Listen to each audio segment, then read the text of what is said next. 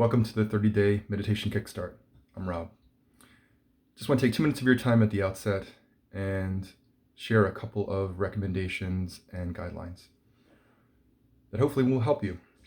The first one is that this meditation practice is your own. So for those of you who are new to meditation or haven't done it in a while, if when you sit and pause and sit still, if something arises in front of you that you don't want to deal with or that seems overwhelming, this meditation practice is yours. So you can stop, you can end it, you are in complete control. You do not need to sit there and deal with it. It may be something that you're not prepared to deal with. If you encounter some emotional experience that's overwhelming or that you don't feel prepared to sit with, then you're in control. You can end it. So that's really important.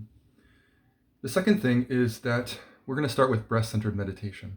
With breath-centered meditation, we're not focusing on the thoughts about breathing. This is boring.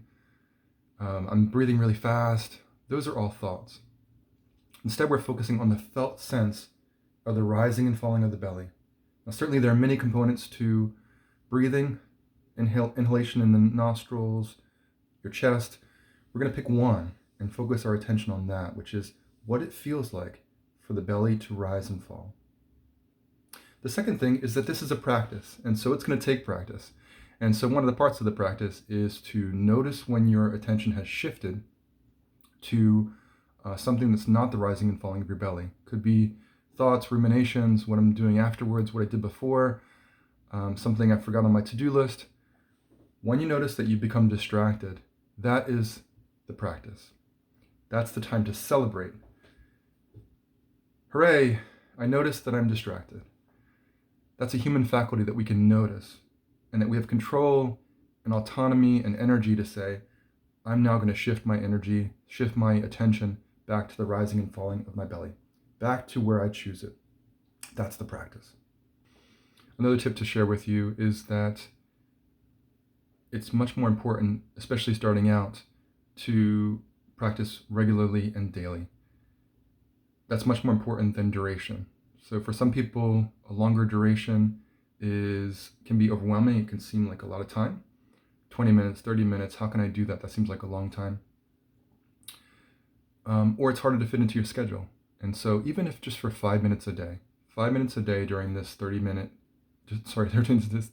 Kickstart is going to get you off the ground, get you going.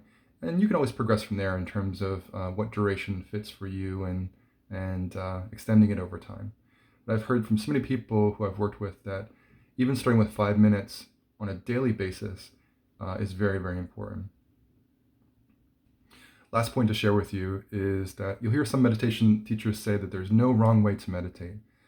And let me just qualify that a bit, that certainly if we were to sit still and just let our minds run as they do, ruminate on things, sit there for the 5, 10, 15 minutes and just plan what we're doing after we're sitting.